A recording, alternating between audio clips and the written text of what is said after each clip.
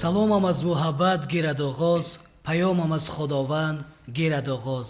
Зи сидқи дил саломамро расонед, муҳаббат аз муҳаббат гирад оғоз. салому дуруди бепоён ба ҳамаи шумоён бинандагони телевизион ва радиои диёр. айни ҳол шумоён мунтазири барномаҳои мо будед. мо меҳмони кошонаи ҳар яки шумоён ҳастем. ин лаҳзаҳо бо шумо ҳастам. ман ровии барнома Фарҳодҷон Разоқов, меҳмони мо ҳастанд алочии фарҳанги ҷумҳурии Тоҷикистон Сулаймон Саидғозиев. акои азиз, шуморо дар барнома хушомадед мегӯем ва имрӯз мо бисёр хурсанд ҳастем ки имрӯз шумо меҳмони студии мо ҳастед. мехостам як салому паёми шумо ба кулли бинандаҳое ки айни ҳол моро тамошо доранд. албатта аввалан салому дуруди бепоён ба аҳли мухлисони телевизиони овозадори диёр ки ҳамарӯза аз барномаҳои беҳтарини телевизиони диёр тамошо мекунанду ҳаловат мебаранд. салому дуруд ба мухлисони азизи ҳаҷву ханда ҳамзамон. албатта худо мегӯем тансиҳатӣ, хонаободӣ насиби ҳар як бинандагони телевизиони диёр бошад. саломат бошед. бинандаҳое ки айни ҳол моро тамошо доранд, бо дархости мухлисони сершумор мо ин лаҳзаҳо шуморо даъват кардем ва он нафароне ки айни ҳол моро тамошо доранд дар сар як савол доранд. медонед дӯстони азиз, ин савол чи аст? барои чи Сулаймон Саидғозиев махсусан аз театр студии Ханинкамон рафт? чӣ сабаб гашт? бинандаҳои азиз, бо диққат бошед, якҷо посухро ҳамроҳ мешунавем. инқадар воҳима накунед, сабаби дурусташ ҳам нест. хуб ба ҳар ҳол сабаби аз театр студии Ханинкамон рафтани Сулаймон Саидғозиев ҳамагӣ ҳамин ҳам бошад, бо хоҳиши худ. яъне ки гӯё оне ки чӣ гӯям лимитатон тамом шуда бошад шумо рафта бошед. ҳамин таврем ки не. хай ба фикри ман ҳар як кор ҳам як вақти соати худро дорад. намедонам, ҳамин хел шуд ки бо хоҳиши худам аз Ханинкамон рафтам. албатта имрӯзҳо бо вуҷуди оне ки аз Ханинкамон рафтам боз фаъолият дорам. бале дар хуб, намин бинандагон боз ҳам мегӯям ки оё рӯзе шавад ки театр студии Ханинкамон Сулаймон Саидғозиевро даъват кунад, мерафта бошад ё ин ки не? инаш ми чӣ намегӯям, инаш амри тақдир. амри тақдир танҳо вақт нишон медиҳад. ҳамин тавр. хуб, мехостам аз анамон лаҳзаҳое ки шумо дар театр студии Ханинкамон фаъолият медоштед, аз таърихи анамон барои мову бинандагон маълумот дода бошед.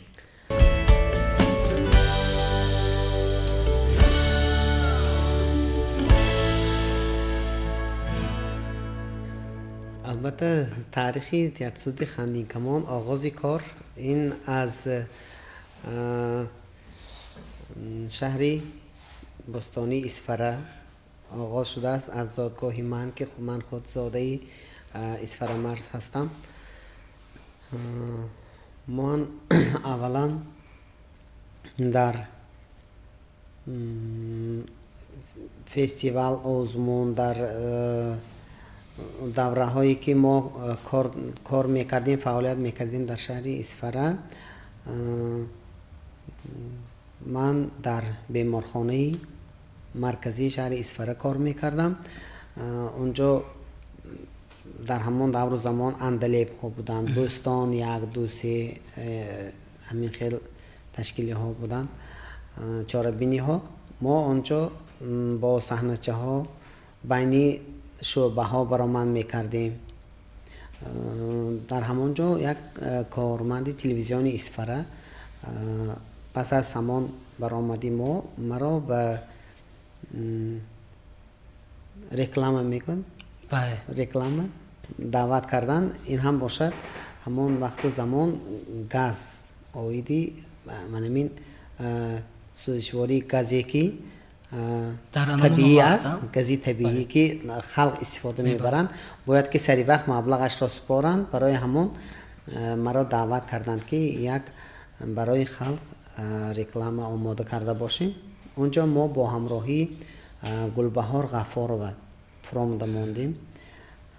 онҷо хай сабт кардем, ҳамаш хуб барои халқ намоиш доданд. пас аз он ман дар беморхона ки кор мекардам дар шӯъбаи эҳё, онҷо ман ҳамчун таҳлилгар будам. در شعبه جراحی من با همراهی مقیم جان عبدالفتاحیف با میخورم اونجا صحبت میکنیم. مقیم جان که خودشان انسانی شوخ طبیعت هستند، اونجا هم بیمارا، همشیره های شفقت، همشیره های خردی شفقت، هم خنده و شوخی و همینطور. بعد من هم همراه شدم، هم صحبت شدیم مقیم جان قطعی. بعد مقیم جان دعوت کردن، گفتن بیایید ما هم خیلی یک تئاتر بریم، استودیو تشکیل کرده ایستادیم و همکاری کنیم.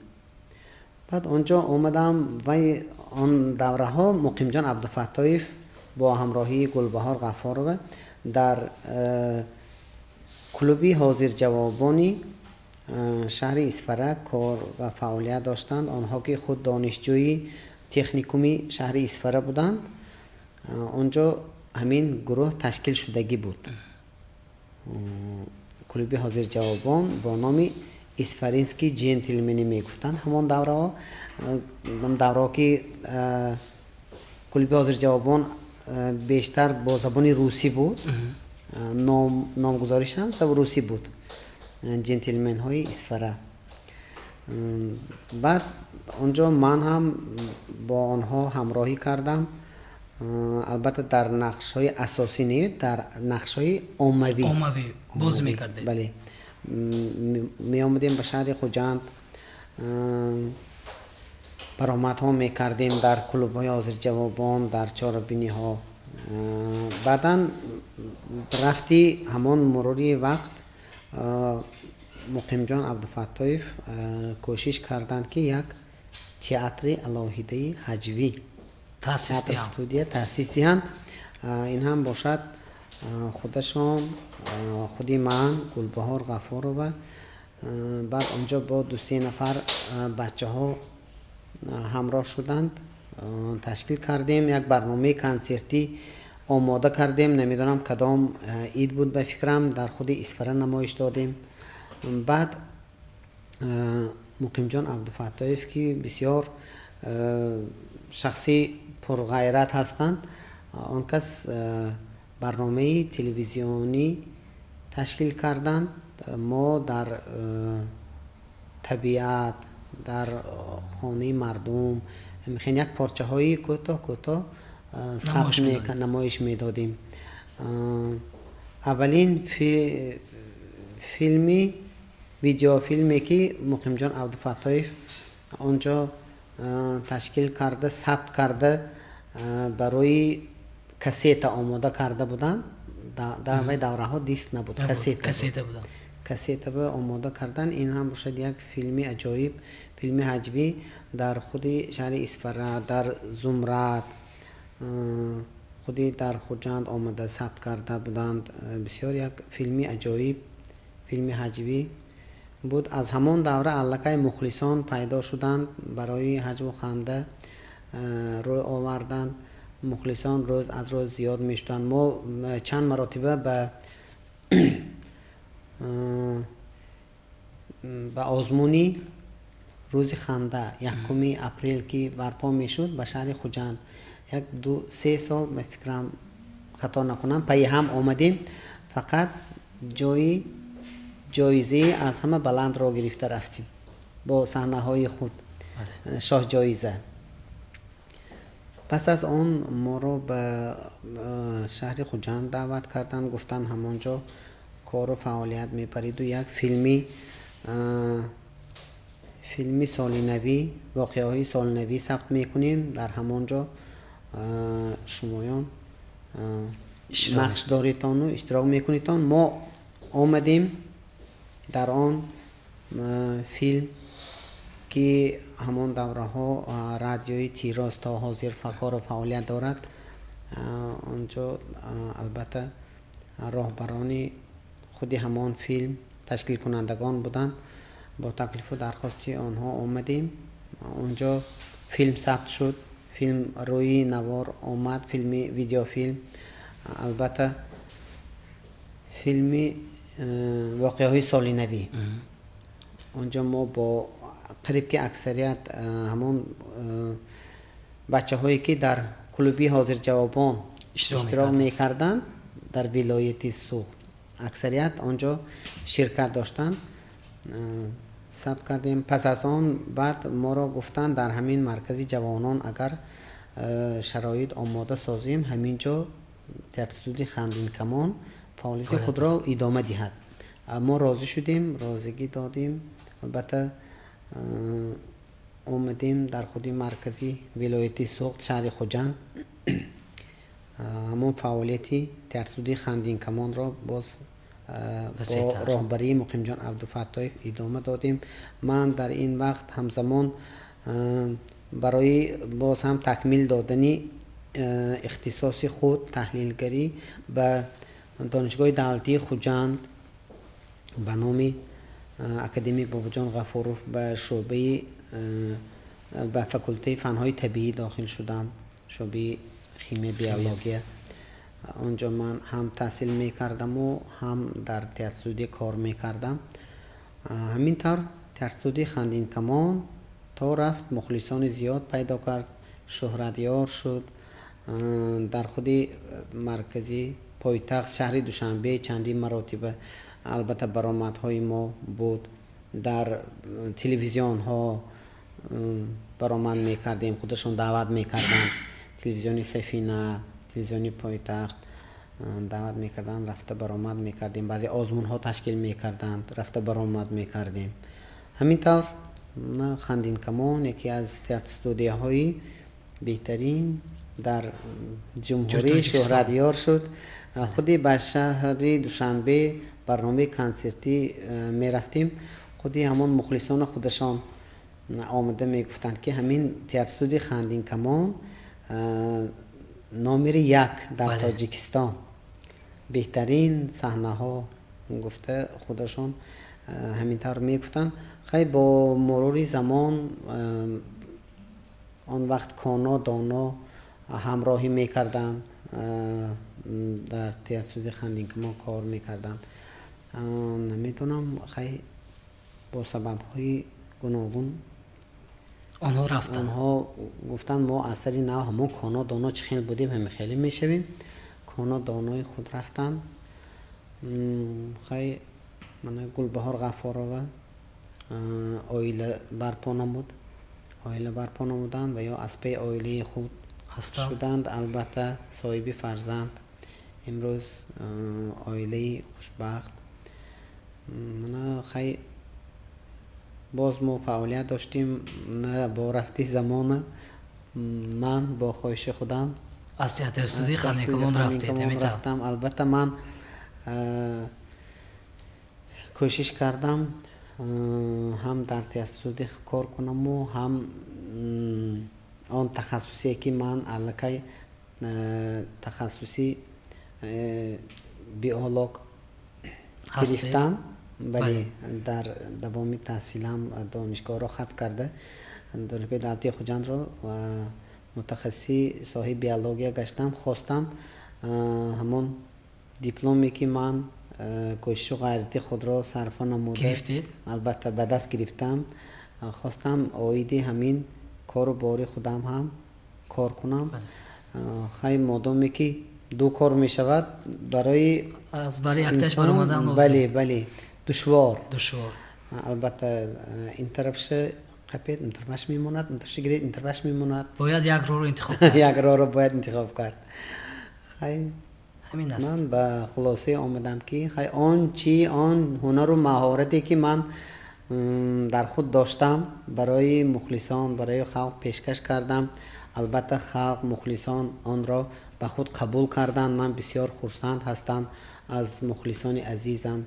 البته مخلصان بودن که ما تا این درجه برآمدیم و ما را همه شناخت. شخصا مرا همگان شناختن. روزهایی میشد که در کوچه با میخوردیم انسان ها میگفتن پدرها، مادرها، فرزندای من در امریکا همه ثبت های شمایان تماشا میکند، البته حلاوت میبرد، از همونجا زنگ زده مینداری میکند، مینداری فرزندای من برای شما گفته باز به ما میرساند. این یک فخر است. بله خیلی من امروز با اومده من امروز ها باز در جاده صنعت کار و فعالیت دارم. هرچند که از خانیکمون رفته باشید ولی فعالیتتان رو ادامه داده استادید. خوب میدونید اکوی عزیز اینجا یک سوالی به میان میاد که برای چی خصوصا سلیمان سید غازیوف بسیارتر در نقش‌های زن بازی میکند؟ آیا برای شما مشکلی نبود در آغاز فعالیتتان؟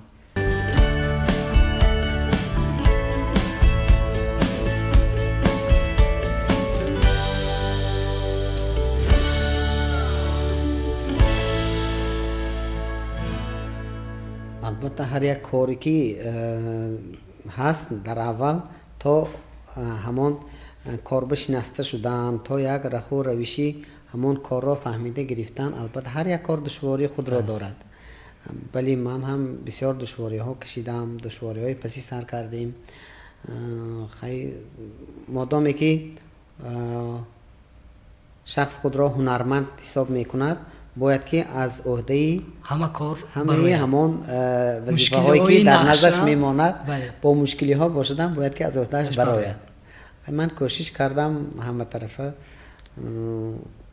خیلی ممکن از یگان طرف در برآمدهای من کاستگی هم باشد، ممکن یگان کمبودی هاش هم باشد و کمبودیش درستی میدونید.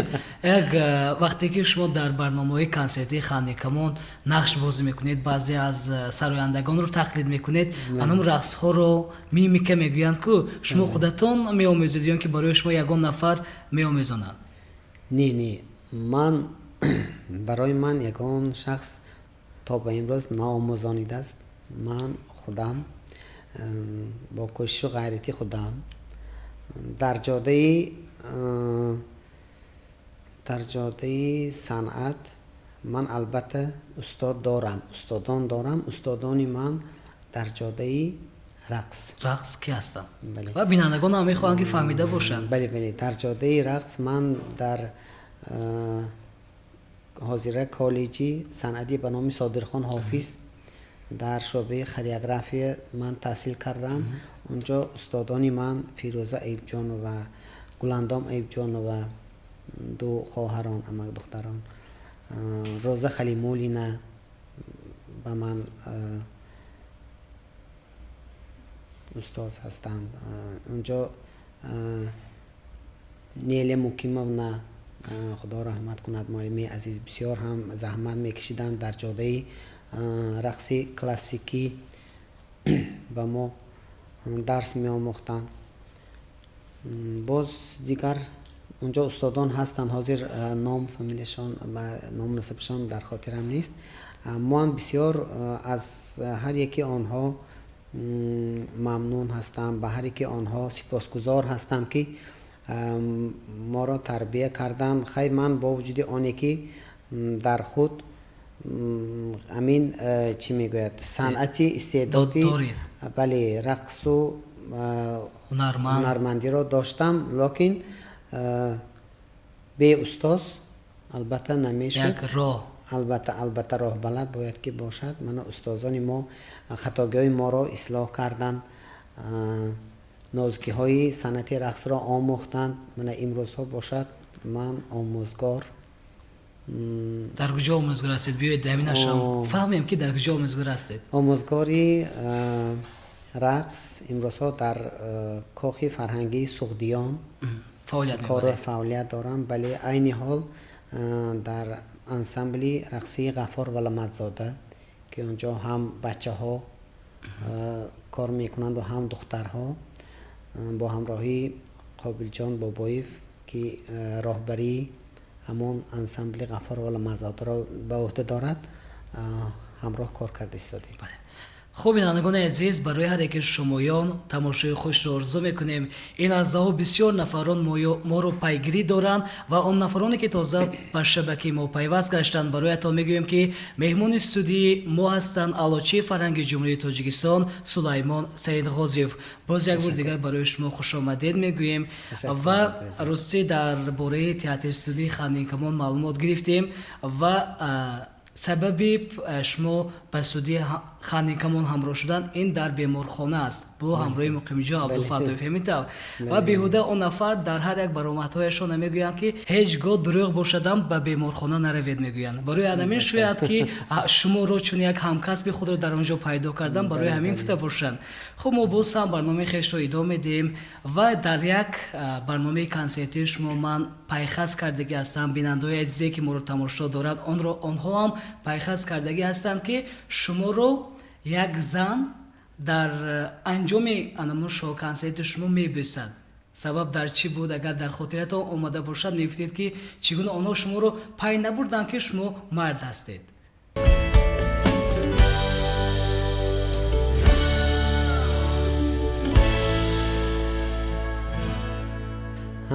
ба хотирам омад. албатта ин дар барномаи консертӣ дар шаҳри Душанбе дар маркази пойтахт бале як барномаи консертӣ доштем. онҷо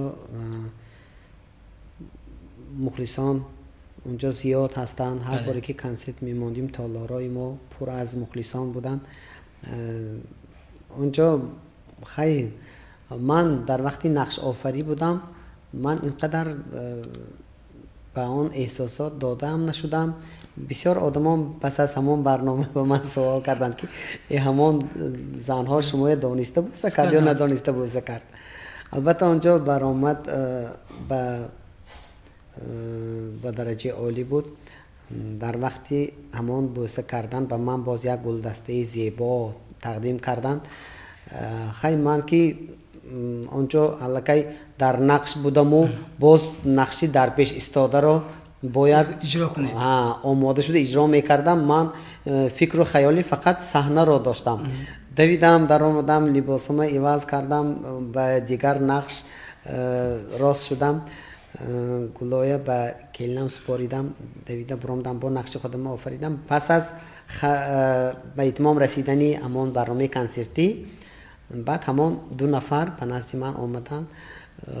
ду кас хандакунон омадан гуфтанд акай Сулаймон агар янгам ҳаминҷа бошанд ба ногоҳ агар рашк накунанд мо узрпурсӣ омадем, хай мо ду дугонаҳо шарт карда будем. гуфтанд ман ҳамин гулдасте ба акай Сулаймон вақте ки медиҳам аз рӯяш бӯса мекунам.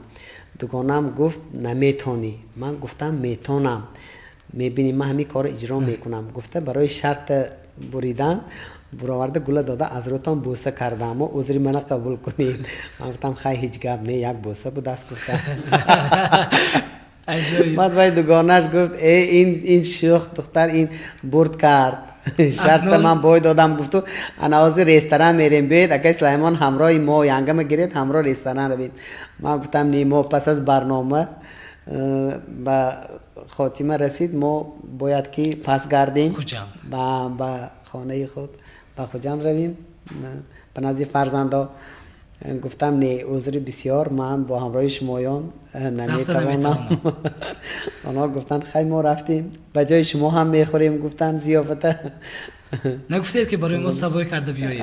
не, акнун вай бисёрам асад мегузарад. хуб, ба ҳар ҳол он ҷое ки бинандагон аҳамият додан фаҳмидан сиёҳ дар куҷо аст. вақте ки аввалин маротиба зан шуморо бисед, шуморо ҳайрон нашудед ки барои чӣ? не ман ёки фикру хаёл дар анамон нақшҳоятон буд? бале ман ҳамчун ҳунарманд дар саҳна ман ягон дигар фикри хаёли берунаро надоштам. хай омад гула дод, бӯса кард, рафт.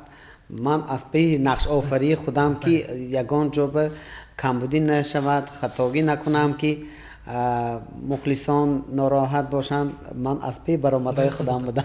медонед аввалин анамон нақши охирини шумо буд дар анамон шоу консерт, ҳамчун як роли пиразанро мебозидед ҳамроҳи коно фикр мекунам.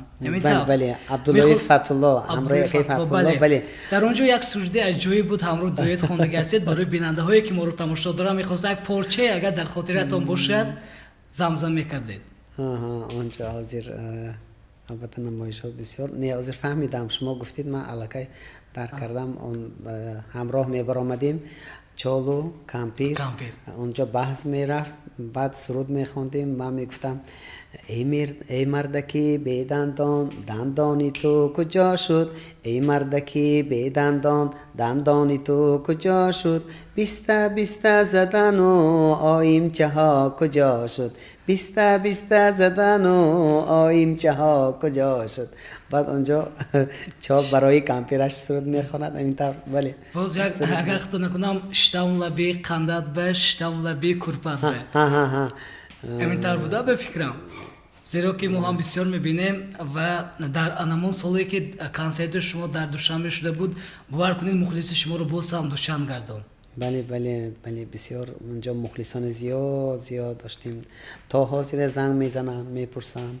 مخلصان از دوشنبه از بیرون از دوشنبه از ناحیه های مرکز ناحیه های تابع مرکز بسیار زنگ میزنن میپرسن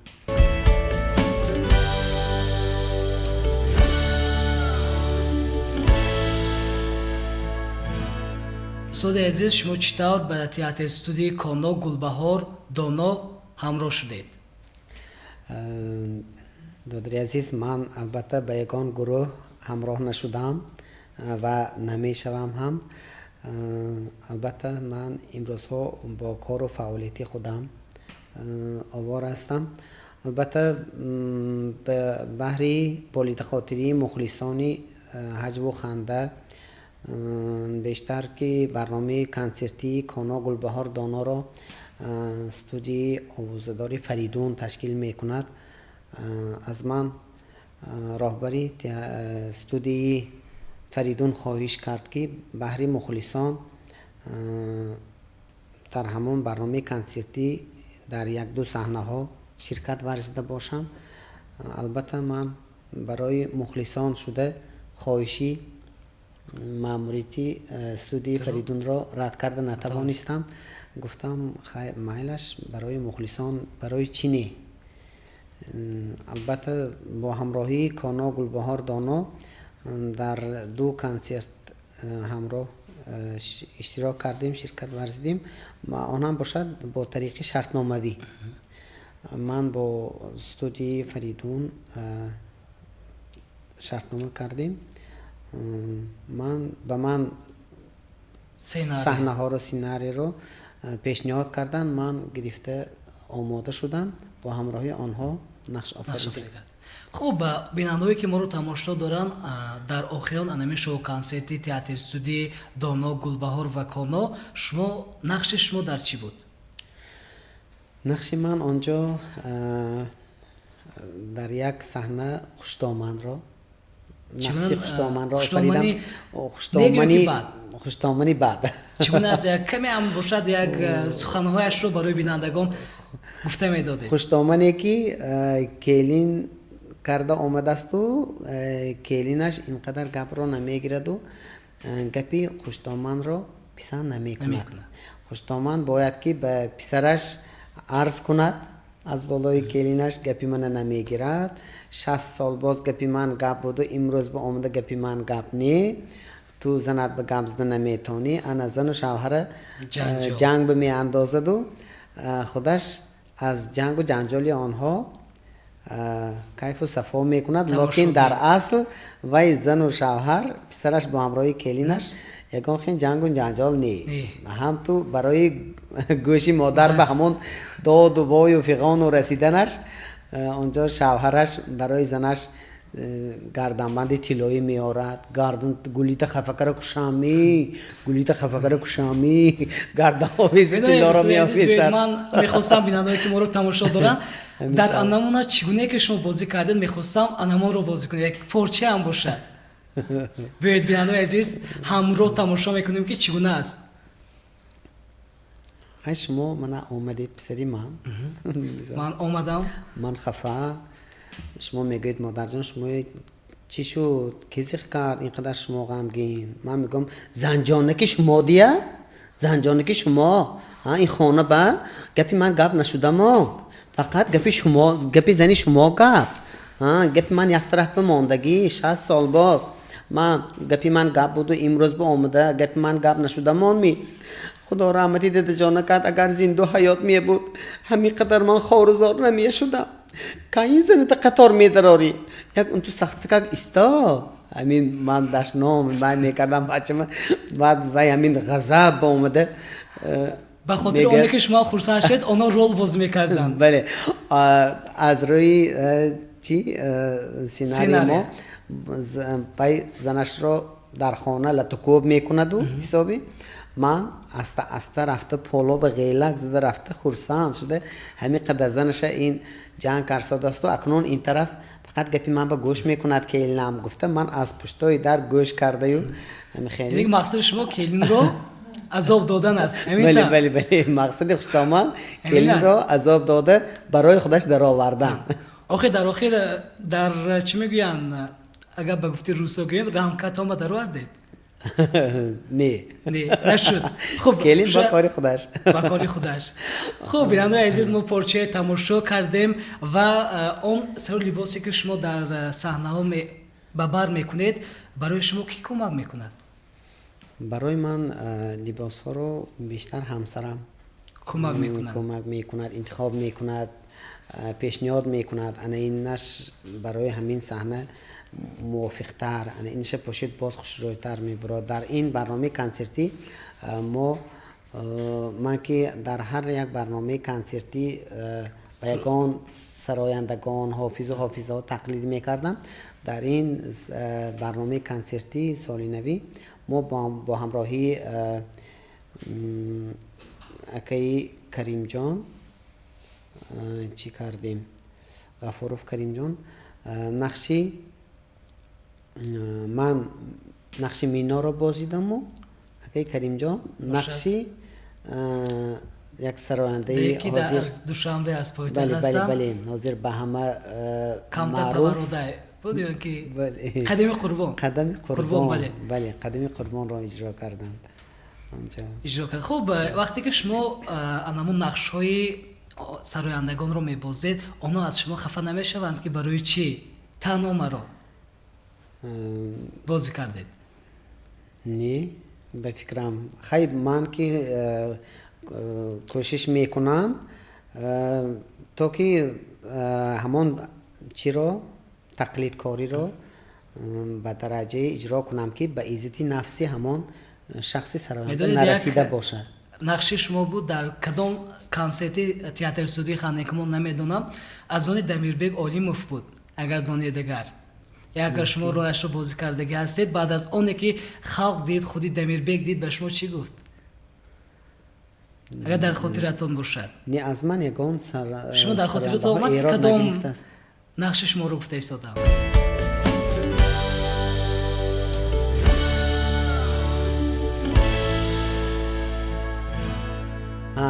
به خاطرم اومد. ولی در یک برنامه دمیربگ که این خیلی حرکت ها داشت انیسیون بود فکر بله خیلی حرکت ها داشت ما به فکرم برعکس کردیم چیکار کرده ایستاده یانده کرده ایستاده همین را گفته گذاشته بودیم. بله خب بیننده عزیز من برای استاد عزیز میگویم که فرزند شما کسب و هنری شما رو انتخاب کردن امروز؟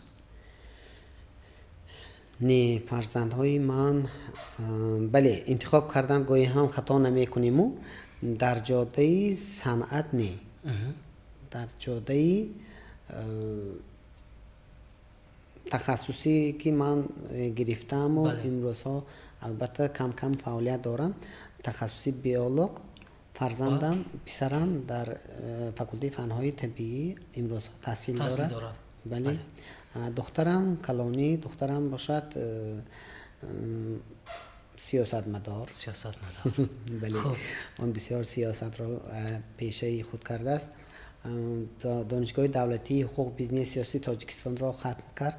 امروز ها باشد در ریاستی کار با جوانان ورزشی ولایت سوخت همچون متخصص پیشبر کار و فعالیت برده ایستاده است. بسیار خوب. شما نخواستید یا اینکه آنها نخواستند که کسب شما رو انتخاب کنند؟ نه من برای فرزندهایم یکان مانعی نمی کنم کدام راهی که خودشون انتخاب کنند.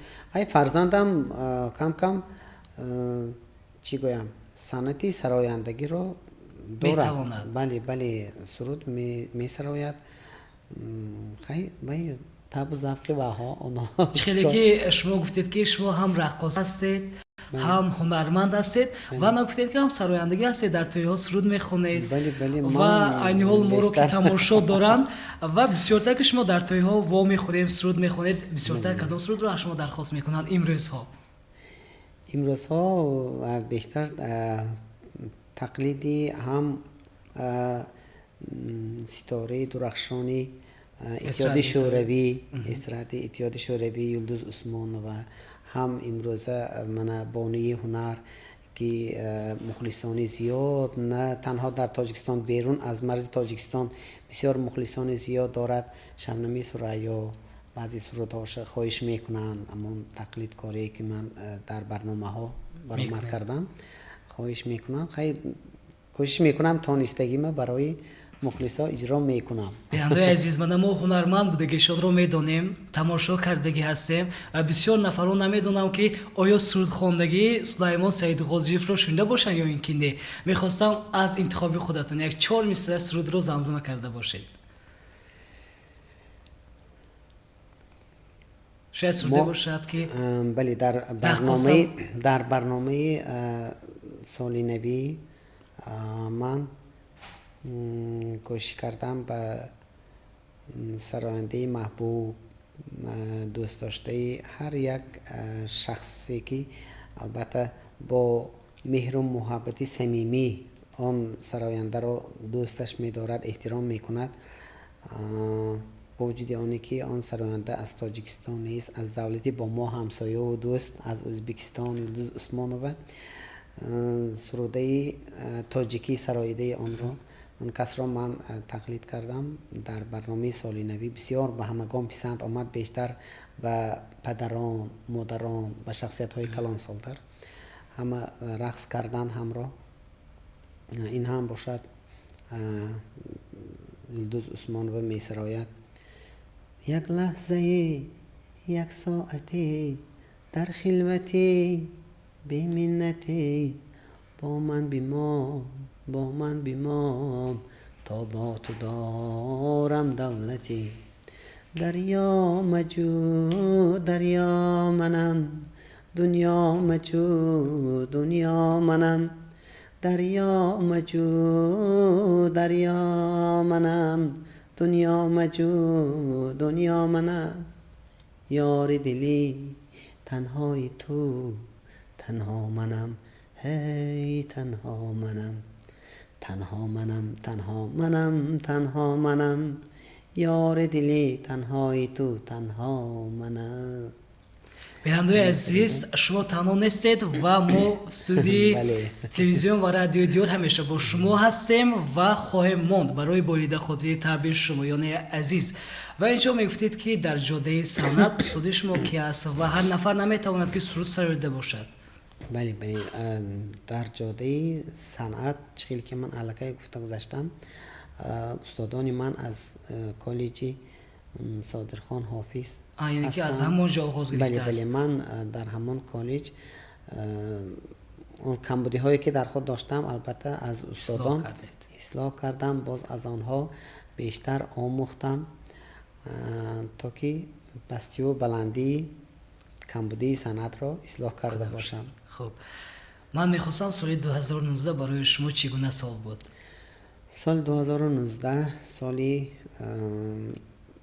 با برار، سالی بسیار هم با هم کمبودی هاشو هم با پیشروی هایشو سالی بهترین بود. البته سالی بهترین، البته من یکم کمبودی ندیدم در سال 2019. سال شما کمبودی گفتید و یک چیز به خاطرم اومد، آیا سلیمان سیدغازیف آیا شده است که از کسبش دلش خنک شده باشد؟ اینکه روی افتاده شده باشد از انتخاب کسبتان؟ نه، خیلی ممکن لحظه هایی باشد که یکان چی میگوید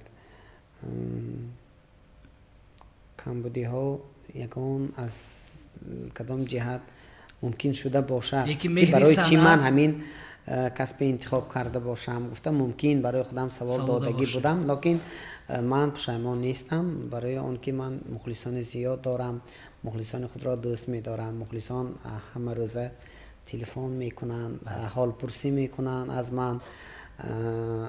از من بعضی هایشان از کمبودی هایم پرسان میشوند. خدا و شکر میگم که دوستان زیاد دارم. من یعنی که یکی از دوستان خودی من ماموریت همین تلویزیونی دیار بهرام جان است. البته بسیار هم شخصی دوربین پراندیش، شخصی که برای خلق امروز خدمت کرده ایستاده است. بله، البته دوست در همه جاده دستگیری دوست است. دوستان در همه جبهه حال پرسی یکدیگر هستند. خیلی نه همه روز، خیلی همه امروز ها با تشویش و زندگی خود البته آواره است. کار و بار، زندگی پیش بردن، فرزندهای خاناندن، فرزندها رو به پای رسانیدن، آیله دار کردن، همه تشویش و بار و کار و بار زندگی خود خیلی بیشتر با میخوریم. یا که یگان سوال پیدا میشه بعد تلفن کتی پرسان میشیم، از این بهانه سوال یک بار حال پرسی میکنیم. همینطور سوال پیدا میشد حال پرسی میکنیم. خب میدونید اینجا گفتید که برای مخلصان هم گفتید. میخواستم در سال 2020 که ما اولین ماهش رو قید گرفته ایستادیم، چی نقشه هست برای مخلصان؟ سال 2020 خدا گر خواهد من سالی باوری دارم سالی باز هم با برار میشه، چون که سالی موشکی زیبایک رمزی سالی موشکی سفید باشده با امید که روزهای نیک برساند. بله، موشکی خودش همه یافتگیش رو به خونش میکشاند. ما هم کوشش میکنیم از کوچه یافتگی ما خانم میکشانیم. خدا خواهد سالی با برار میشد به فکرم. البته نقشه ها بسیار هستند، خیلی برآمد ها برای مخلصان البته باز پیشکش میکنیم.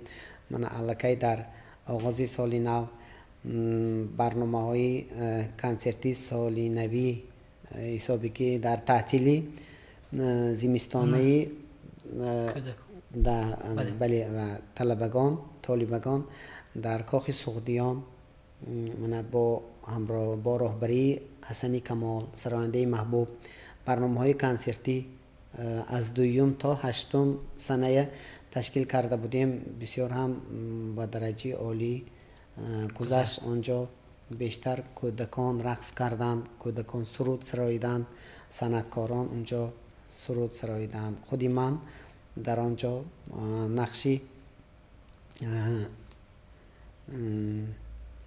نقشی عاجز کمپیر از افسانه بازی کردیم. بله بازیدم که بیشتر با بچه ها سوال و جواب کردیم آیدی همون تحصیلشون. بله باوری کامل دارم سالی 2020 هم سالی بهترین باید باشد. خب گفتید که سالی موش است، اینکه از کوچه چیزی رو یابیم به خونه میکشانیم. اگر سلیمان سید غازیوف یک ماهیچه طلایی رو در شخصش دارد، 3 آرزویت رو اگر گمان به انجام میرسونم گوید کدام آرزو رو میگفته باشید؟ سوالی دشوار. یکم آرزویتان کدام باشد؟ یکم آرزوی من برای خودم در شخصیت خودم برای تمام مخلصانم اولا صحتی و سلامتی از همه چیز قیمت‌ترین. دومش با پول و طلا خریده نمی شود. بله، یا دومش پول و طلا باشد. نه، دویمش هرچی که در دل آرزو دارم همون عملی شود. چی باشد؟ آخه ماهیچه باید فهمد که در دل شما چی آرزو دارید. خیلی آدمیزاد آرزوهای زیاد دارد. آرزو هست که زندگی دارید. خیلی مادامی که همون ماهیچه طلایی دست میبیاد یک تا آرزو خدا خواهد یکان چی میگم سیکرت. خب وقتی که داشتید ما هم گویید. بله، خدا خواهد خیلی سیمش به برای دوستان همین خدا میگم ممکن همین تلویزیون دیار یا بینایی با حشمتی کلان خوشرو میشد ممکن. من این استودیوی نو است در سال 2020 با انمی کمک زیادی بهرام جان من استودیوی نو به ما جای دادن و من این برنامه زیبا با همراه شمایان برای خوشحالی بینندگان شده ایستاده است. البته امروز ها دادرم تلویزیون ها هم بسیار در ولایت فعالیت دارند. البته تلویزیون دیار یکی از تلویزیون های من بهترین که همگان مخلصان تماشا میکنند. آن طلباتی که از جانب خلق از جانب تماشابینان می شود البته اجرا شود، باز آنها بیشتر و بیشتر خودی همان برنامه ها را تماشا میکنند، خودی هم تلویزیون را میخواهند که بیشتر بینند. تلویزیون های من حاضر چی میگوید کابلی هم بسیار است. البته آنها بیشتر از دیگر دولت ها دیگر من آن چی فیلم هایی که خارجی هست و بیشتری چی میگوید فرگمنت های آن فیلم ها به ما به منتالیته ما راست نمی آید. البته نمایش میتیند خیر سال از سال تاجیکستان ما هم آبادی زیبایی ترقیات علم و تکنیک من فهمیشی مردم باز بیشتر دیگر خیلی باز پیشروی ها زیاد شده است. باوری کامل داریم من در آینده من تلویزیون ها البته بیشتر و بیشتر از برنامه های جوری مقیاسی خودمان هم بیشتر باز نمایش میتیند. بله خوب بینندگان عزیز، ما با هر یک شمایان تماشای خوش را آرزو داریم و در آخر باشد یک تمنیات شما برای مخلصانی که این حال ما رو تماشا دارند. البته برای مخلصانی عزیزی تلویزیون دیار آرزو میکنم که همه وقت تنصیحت باشند، خاطرشان جمع باشد، خاندانشان پر از ناز و نعمت ها باشد. البته یگان عائله نیست که کمبودی نداشته باشد. خدا میگیم در سال 2020 هر یک شخص هر یک عائله که کمبودی های خود را دارد کمبودی هایش برطرف شود. همیشه با برنامه های بهترین تلویزیونی دیار پاشیدان ما هم کوشش میکنیم بیشتر برنامه های خود را طریقی تلویزیونی آوازدار دیار بهری خلق بهری مخلصان پیشکش نموده باشیم.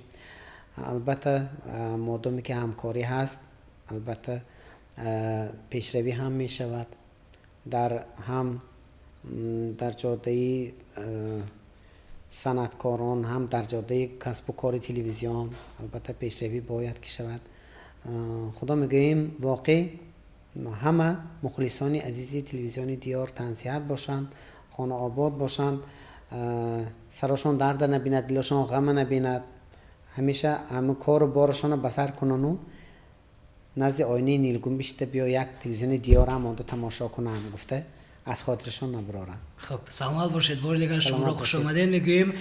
بله کارمندان تلویزیون دیار از فرصتی مناسب استفاده برده در کار و فعالیتی سالی نوی 2020 پیشروی بردباری های نو به نو تکنیکی تجهیزات های باز نوین از این هم تمنا می نمایم برای شما نیست. سلامت باشید. بردباری در برنامه ها زبانی برا و گویا چهره گلگون تمنا دارم. خدا کند که هر یک شخص باز میگم در دل چه آرزو تمنا داشته باشد در سال 2020 آرزوهایش عملی کردن. برای شما آرزو میکنیم که آن آرزویی که دویم آرزوی در ماهیچه طلایی بود انمون جا می‌آورد در سال 2020 پیش از تنیسیات خاطر جمع آن نقشه و آن آرزویی که شما در دل می‌پرید بگذار جامعه عمل باشد. قله‌های بلند سند از نام تمام مخلصان تماشابینانی که ما رو تماشا دارن برای شما آرزو میکنیم همیشه در جاده سند در جاده زندگی کامیاب باشید. بار دیگر مخلصان عزیز و مهربان ما همیشه با شما هستیم. سلامت باشید. خداوند نگهبان هر یک شما باشد تا برنامه دیگر.